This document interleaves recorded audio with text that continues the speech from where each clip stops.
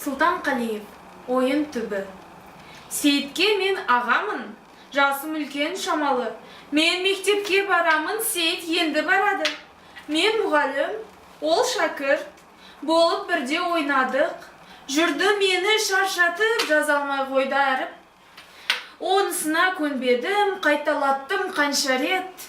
Талабыма ол менің әзер тәзді әлсіреп.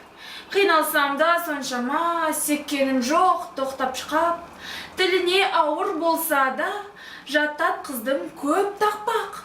Ризамын ініме, ақталды істің азабы. Он әріптің бүгінде басын құрап жазады. Біледі енді санауды, мадақтаймыз біз оны. Дұрыс ұстап қаламды 5-ке дейін тізеді. Жатса сурет сала алмай, үйретемін бояуын.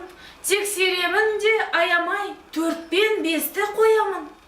Бірақ сауат ашқаны маған пайда болмады. Сумкамды іздей бастайды, көзім тайса болғаны. 3 жеріммен 2-імді қояды үйге жеткізіп, қызартады бетімді, маңдайдан тер төккізіп.